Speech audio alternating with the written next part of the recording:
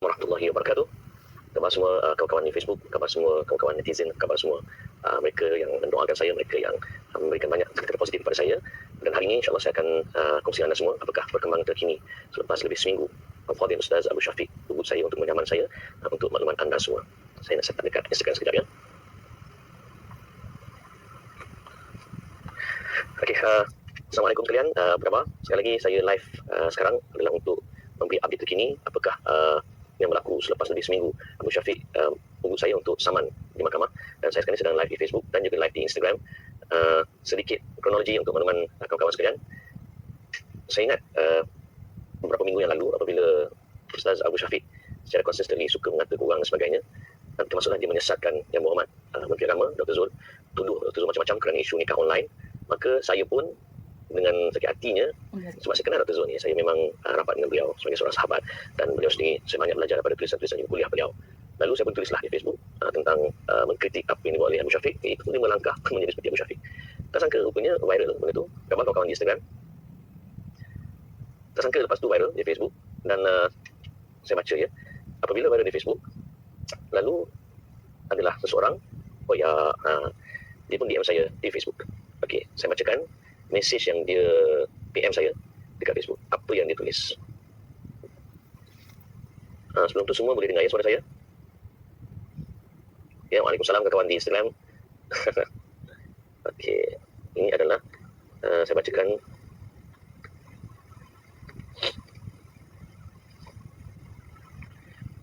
Ya, apa kawan-kawan di Instagram?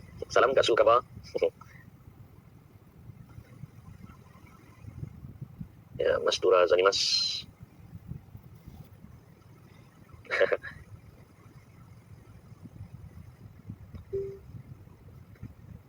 Okey. Khabar semua kawan-kawan di Instagram? Okey, saya bacakan inbox Abu Syafiq pada saya. Ini inbox saya pada 23 April tahun 2020, pukul 7.11 pagi. Dia kata, Assalamualaikum. Apa khabar Tuan Amin? Harap sihat hendaknya. Saya Abu Syafiq Rashid Alwi. Nombor 1, dia kata, saya dapati Tuan telah memetik mengatakan terhadap diri saya yang tidak benar dan satu fitnah. Serta mengaitkan saya dengan jelas. Nombor 2, dia kata, saya mohon demi kebaikan Tuan, lakukan 2 perkara ini dengan segera. Pertamanya, padam status Tuan berkait saya tersebut, dan keduanya, nyatakan pada umum secara tulisan di status Facebook Tuan, nyatakan mohon maaf pada saya atas kesilapan Tuan menukilkan perkara yang tidak benar tentang saya yang boleh memalukan saya. Nombor 3, walaupun kita mungkin ada perbezaan pandangan politik atau selainnya, tapi kita sepakat tidak memfitnah sesama kita. So jangan buat 2 perkara tadi. So dia kata, jangan lupa buat 2 perkara itu tadi ya. Kalau saya terus pun boleh. Dia pun tinggalkan nombor telefon dia. Saya pun balas, saya kata, salam, I know the law. I'm a law graduate, so it's okay. Saya tahu apa saya buat. Saya kata, saudara juga mungkin berbeza pendapat dengan orang lain, tapi jangan hentam mengata dan fitnah orang sesuka hati. Pandang cermin, lihat diri sendiri dulu. Dia pun balas balik. Dia kata, saya tutup pintu nak gocoh dengan demo. Sama Islam dah Ramadan ni. Sebab tu harap jangan fitnah deh. Dia kata, selamat menyambut Ramadan Al-Mubarak 1441 Hijrah. Jangan lupa Quran, tarawih, sedekah. Sedekah sir, dia kata, rahsiakan sedekah, ikhlas dan akidah sahihah. Saya pun balas balik. Saya kata, saya rasa nasihat itu lebih relevan kepada diri saudara sendiri. Sama Islam jangan duk mengata dan maki sana sini, kita sama Islam Ramadan Karim. Dia balas balik. Dia kata, oh, so kamu tak nak tarik dan minta maaf je. Okey, kamu law, kan bagus. Tunggu ya, wassalam. Saya kata, saya balas balik. Saudara mengata orang macam mana? Buat apa saya minta maaf kalau itulah perangai saudara? Kalau tak sedar diri, tak cukup dengan segala teguran netizen. Dia balas balik, okey, tunggu ya, law kan, sepatutnya bila kita dah berhubung dengan awak, kita boleh nak cari kebaikan, tapi awak makin berkeras, law kan, tunggu nanti ya, dah bunyi, tulisan-tulisan mengugut. Kata, law sangat kan, tunggu. Saya kata, okey. Dan beberapa hari selepas tu, saya menerima surat daripada Abu Syafiq, daripada peguam Abu Syafiq. Surat tersebut dihantar, kalau dalam undang-undang, untuk makluman kawan-kawan, surat itu bermaksud letter of demand. Dalam undang-undang untuk membuat saman fitnah, kan, sebelum seseorang itu disaman di atas tuduhan memfitnah, orang yang dituduh memfitnah itu akan dihantar surat tuntutan, ataupun juga dikenali dalam undang-undang sebagai letter of demand, LOD. Letter of demand itu merupakan tuntutan daripada pihak yang merasakan dirinya difitnah kepada orang yang dituduh memfitnah. Okay, saya bacakan apakah surat tuntutan yang dihantar oleh peguam Abu Syafiq. Okay. Okay, sebelum tu, apa khabar semua? Terima kasih kerana sedang live. Sekarang ni, saya sedang bacakan apakah surat, kandungan surat tuntutan yang dihantar oleh peguam Abu Syafiq. Khabar semua kawan di Instagram. Okey. Surat itu adalah daripada firma guaman Nurul Hafizah and Associates. Surat tersebut bertarikh 24 April. So, sekali lagi, surat tersebut bertarikh 24 April. Sekarang ini sudah 4 Mei. Dan saya baca surat tersebut pada minggu lepas hari Ahad malam. Surat daripada Peguam Abu Syafiq berbunyi, notis tuntutan permohonan maaf dan ganti rugi fitnah, dia kata. Kami merujuk kepada perkara di atas di mana kami mewakili Ustaz Muhammad Rashid bin Muhammad Alwi, selepas ini dirujuk sebagai anak guam. Kami telah diarahkan oleh anak guam kami seperti berikut, bahawa pada 20 April 2020 pihak Tuan telah memuat naik satu posting di laman sosial Facebook dengan menulis seperti berikut, 5 langkah mudah kalau nak jadi macam Ustaz Abu Syafiq. Okey, macam semua maklum. Nombor 2, kenyataan-kenyataan berunsur fitnah tersebut adalah arti kata lazim dan biasa, iaitu natural and ordinary meaning, dibaca bersama dan atau berasingan, telah membawa maksud untuk merujuk kepada anak guam kami dan boleh difahami sebagai, okey, ini kata Peguam Abu Syafiq yang mewakili Abu Syafiq, anak guam kami telah, dia kata apa? Dia kata saya telah memfitnah dia. Anak guam kami berjaya mendapat gelar ustaz dengan hanya memaki hamun dan membuat fitnah. Ini dalam surat tersebut. Anak guam kami seorang yang bodoh, tidak mempunyai fakta dan tidak berpengetahuan luas. Maka dia tidak mampu berkucah, sebaliknya cukup menunjuk bagus dengan memaki hamun orang lain. Ini yang dikata saya fitnah anak guam dia. Anak guam kami hanya perlu membuat mimik muka menggurungkan dan suara yang menjerit, meninggikan suara demi mendapatkan perhatian dan hormat sebagai ustaz. Seterusnya, tidak layak menjadi seorang ustaz yang sepatutnya dicontohi oleh masyarakat. Anak guam kami tidak layak dihormati. Dia kata saya fitnah. Anak guam kami tidak layak mendapat gelar ustaz. Anak guam kami seorang yang pemarah. Anak guam kami suka membuat fitnah dan atau menipu masyarakat dan orang ramai demi mendapat perhatian dan jumlah tuntunan yang tinggi. Anak guam kami menggelarkan dan atau membuat apa-apa kenyataan tanpa memeriksa fakta dan kebenaran. Ini semua yang dia kata saya tuduh Abu Syafiq, ya. Anak guam kami kononnya telah mengeluarkan kenyataan tertentu yang mewajarkan beliau dikecam sesuka hati tanpa unsur periksa. Anak guam kami memang suka dimaki oleh masyarakat dan orang ramai. Dan yang terakhir, Peguam Abu Syafiq kata saya fitnah Abu Syafiq. Anak guam kami dahaga perhatian daripada masyarakat dan orang ramai. Ini semua adalah senarai yang dikatakan saya memfitnah Abu Syafiq disebut oleh Peguam Abu Syafiq. So, nombor 3, bahawa posting atau kenyataan fitnah tersebut telah dimuat naik di satu akaun Facebook yang telah disetkan pada tatapan umum dan sesiapa pun boleh mengakses akaun Facebook Tuan yang dinamakan sebagai Amin Idris dan sekurang-kurangnya telah dibaca ramai, iaitu 71,224 pengikut akaun Facebook Tuan tersebut. So, disebutlah ada berapa share, disebut ada berapa like dan sebagainya. Jadi, hasil daripada posting tersebut, anak guam kami telah menerima pelbagai reaksi negatif daripada masyarakat termasuklah beratus-ratus kecaman. Biasalah ada kubu camuk kan, yang sinis, yang tidak benar, menjatuhkan reputasi dan mencalarkan kredibiliti serta mendatangkan kerugian kepada anak guam. Ini yang disebut oleh Peguam Abu Syafiq. Dia kata, komen Tuan seterusnya adalah jelas menunjukkan Tuan mengiyakan tuduhan dan komen negatif yang kesemuanya merujuk pada anak guam. Dan dia kata, bahawa posting dan komen-komen Tuan tersebut adalah bersifat fitnah, iaitu defamatory, kerana kandungan posting tersebut mampu memberi gambaran terhadap diri anak guam kami dan mengakibatkan orang ramai beranggapan bahawa anak guam kami adalah seorang penipu, anak guam adalah seorang yang biadab, yang telah melakukan kejahatan, anak guam telah memfitnah saya kira unsur fitnah yang dibuat oleh anak guam kami seorang yang bodoh dan tidak berkelayakan dan tidak layak digelar sebagai seorang ustaz dan sebagainya. Panjanglah kan.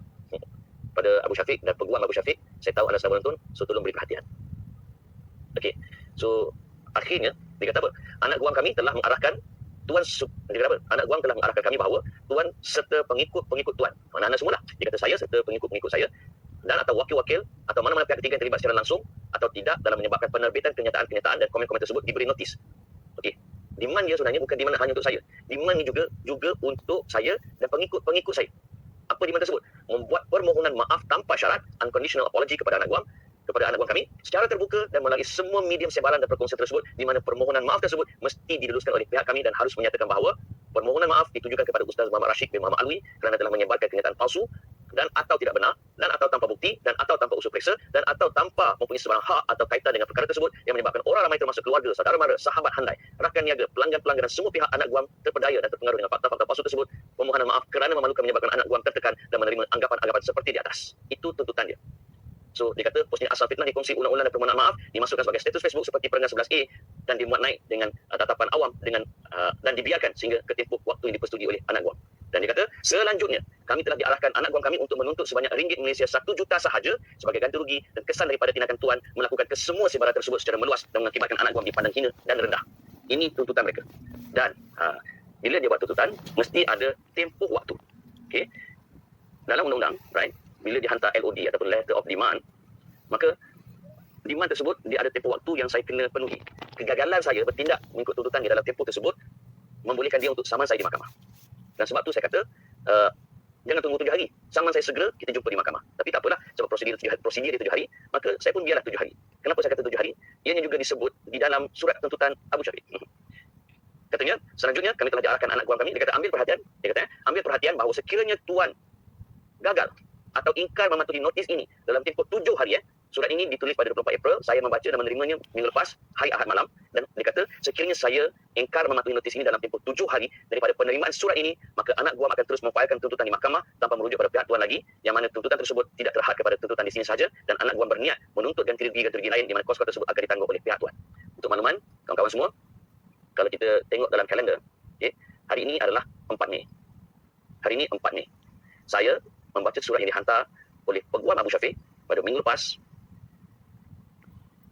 iaitu pada 26 April. So, hari ini menunjukkan bahawa sudah lebih 7 hari, maka dari ini saya nak maklumkan bahawa pertama sekali 7 hari sudah pun tamat. 7 hari sudah pun tamat, dan Abu Syafiq, kamu kata kamu nak saman saya kerana kamu mendakwa saya memfitnah saudara. Maka saya menunggu saman anda. Dan sebenarnya sejak saya membaca surat tersebut, saya siap sebut lagi, saya tak tunggu 7 hari. Esok itu, hari saya baca surat, esok tu saman terus pun tak apa, kita jawab dan kita jumpa di mahkamah. Sedang saya takkan bayar 1 juta seperti mana yang dituntut. Kedua, saya telah bincang dengan lawyer saya.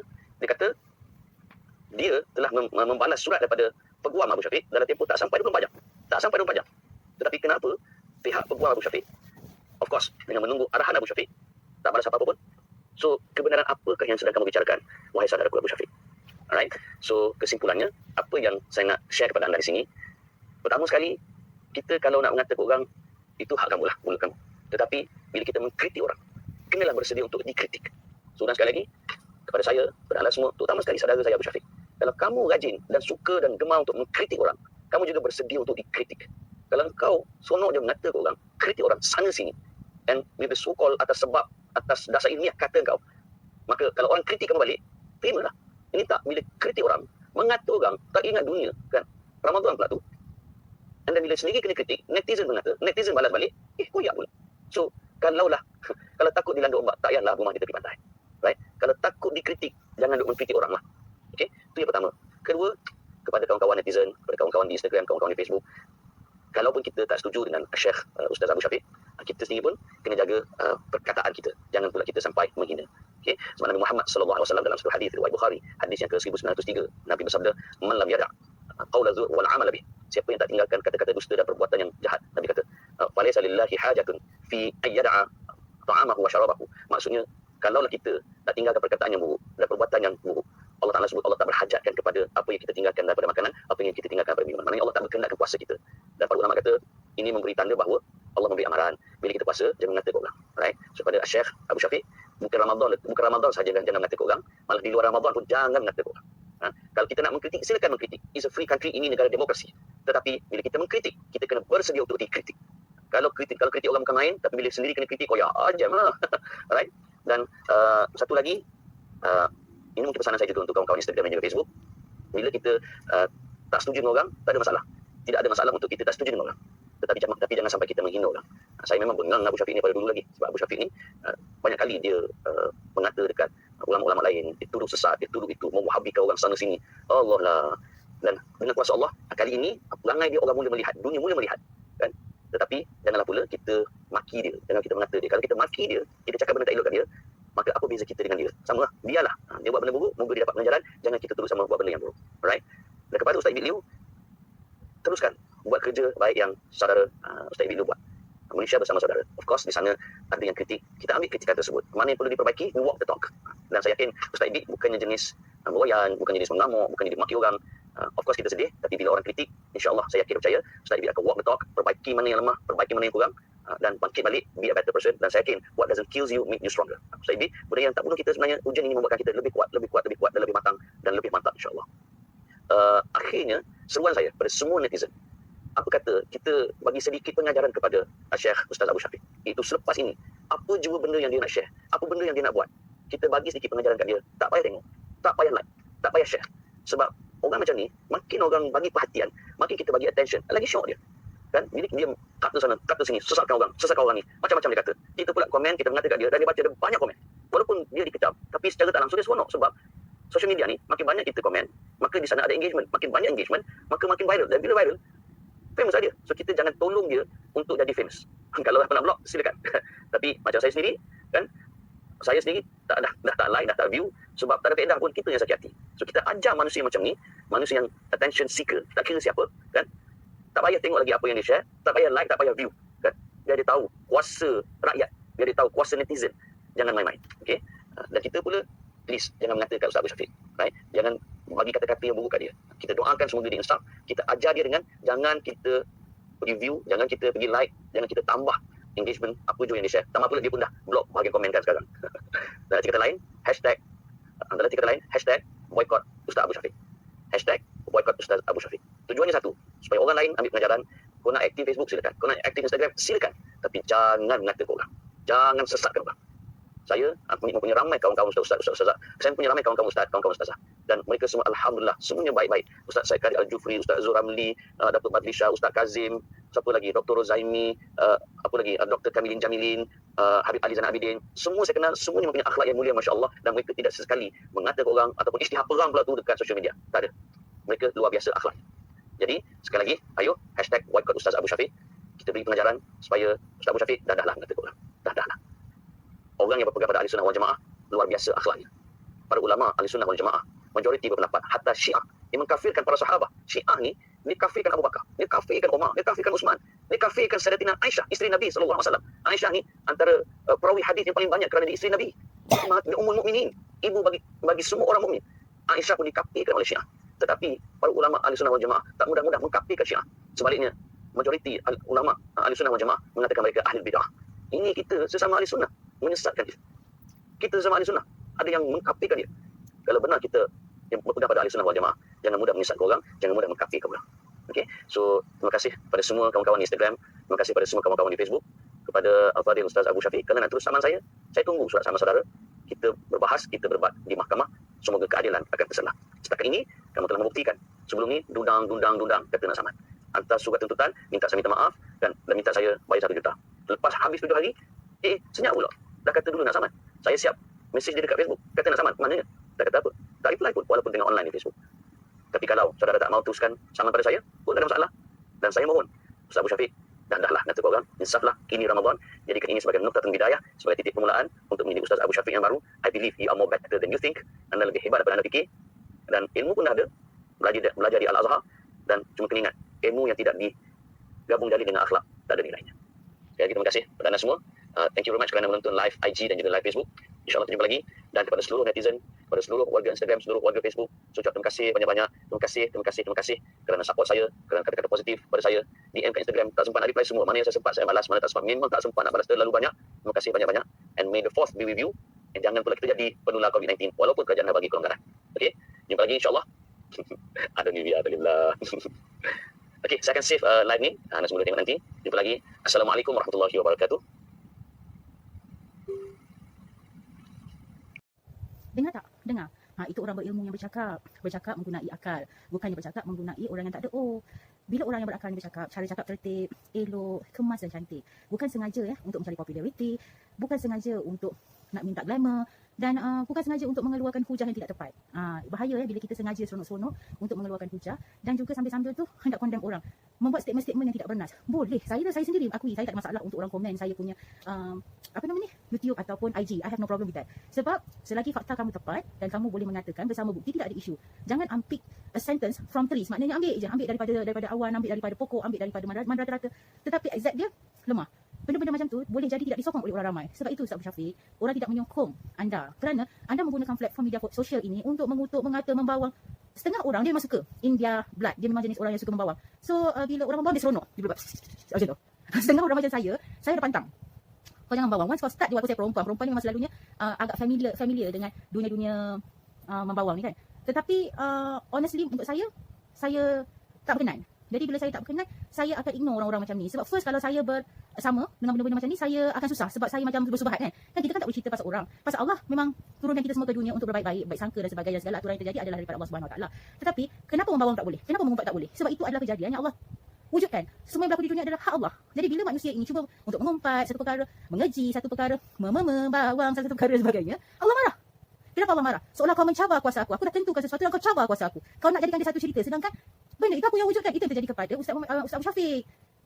Apa yang Ustaz Adili buat, apa yang Dr. Mazhar buat, adalah apa yang mereka buat dan benda itu adalah fakta, facts. Apa yang salahnya sekadar nak hantar bantuan, betul tak? Betul tak?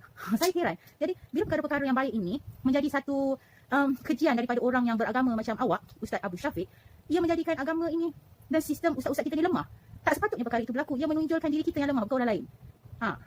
Jadi jadilah orang yang berhikmah. Jangan kutuk orang yang baik. Macam masa Ustaz Abu Syafiq kutuk Sajjad, saya tak buat statement. Semasa Ustaz Abu Syafiq bercakap tentang Datuk Alif, saya tak buat statement. Sebab untuk saya, perkara itu perlu dikedepankan, tetapi dengan cara, segala benda cara, ya, bukan sengaja pompang macam tim kosong. Ada kelemahan di situ, tetapi masih boleh dikira pakai. Tetapi apa yang berlaku pada Ustaz Abid Liu memang tak perlu berlaku. Kenapa Abid Liu disumpah seranah dan dikatakan macam-macam sampai naik posting dekat Facebook, sedangkan Jekyll, Jekyll digalakkan. Kenapa? Kadang-kadang saya fikir macam Ustaz Abu Syafiq ni macam bersifat lebih kepada politik. Jangan mempolitikkan agama. Agama adalah agama, politik adalah politik. Siapa sahaja yang Ustaz sokong, fine. Di sini saya menyokong penuh Ustaz Amin. Dan saya ada juga melihat, dan saya memang suka dengan ceramah. Jadi saya juga ada melihat dan memahami dan membaca apa yang Datuk Mazhar katakan, komen dan pemikiran Ustaz Salman. Ya, Ustaz Salman memang best. Jadi saya banding dan beza lain. Kita, Ustaz, bukan kita saya tak nak sambung dengan Ustaz. Ustaz mengetengahkan agama Islam yang dibawa oleh Imam Syafi'i. Alhamdulillah. Okey, sebab Ustaz selalu kata jangan ikut Wahabi. Kata Ustaz. Tetapi cara Ustaz membawa agama itu, akidah yang dibawa itu sangat kasar. Itu yang saya rasa tidak perlu. Sebab bila kita ni umat Nabi Muhammad, kita mengikut cara yang dilakukan oleh Rasulullah. Lembutnya, jangan cakap na'udzubillah, lembutnya ya Allah. Ni, rambut Siti Aisyah dibelai dengan penuh kasih sayang. Itu baru cara Rasulullah. Bercakap, berhujah ni, tak ada nak makan-makan. Tengoklah tertib Nabi Muhammad kalau betul-betul nak membawa sunnah berjamaah. Jangan main bantai je nak berhujah semata-mata untuk syok. Itu yang Ustaz Abu Syafiq ditegur oleh ramai orang. Termasuk saya, muka ustazah ni pun. Saya bukan motivator pun. Tapi saya hendak menyokong kumpulan-kumpulan yang menentang akidah-akidah yang dibawa oleh setengah-setengah ustaz yang melampau. Dan saya juga bawa perkara-perkara lain. Tetapi kalau tengok daripada channel saya, majoriti yang baru-baru inilah, majoriti ini saya memang membawa kisah dan adab dan tertib yang sepatutnya daripada yang dibawa oleh Ustaz Abu Syafiq. Ustaz Abu Syafiq, saya tahu saya wanita, saya tak boleh menegur dan tak perlu menegur Ustaz Abu Syafiq. Tetapi ini adalah untuk kebaikan bersama. Saya membawa Islam, bukannya saya bawa Islam Melayu. Ya, saya tidak mahu mengkondem. Saya cakap benda yang baik di bulan yang baik. Walau bagaimanapun, Alhamdulillah Ustaz Abu Syafiq di bulan yang mulia ini dengan semua kritikan dan juga segala apa yang berlaku pada Ustaz Abu Syafiq bulan ini menambah pahala Ustaz Abu Syafiq jika Ustaz Abu Syafiq bersabar. Ini adalah dugaan, mungkin dugaan untuk menaikkan darjat Ustaz Abu Syafiq ke peringkat yang lebih tinggi. Jadi kalau Ustaz boleh mengambil perkara yang ditegur ini secara positif dan boleh bersabar dengan segala kata-kata dan nasihat juga pendapat orang lain, maka naiklah satu darjat lagi untuk Ustaz Abu Syafiq lebih berjaya dalam kehidupan. Itu saja daripada saya. Mohon maaf jika Ustaz Abu Syafiq terasa hati. Saya pun mohon maaf. Dan diakhiri dengan wabillahi taufiq wal hidayah. Selamat berpuasa juga selamat hari raya pada musim yang akan datang. Terima kasih. Assalamualaikum.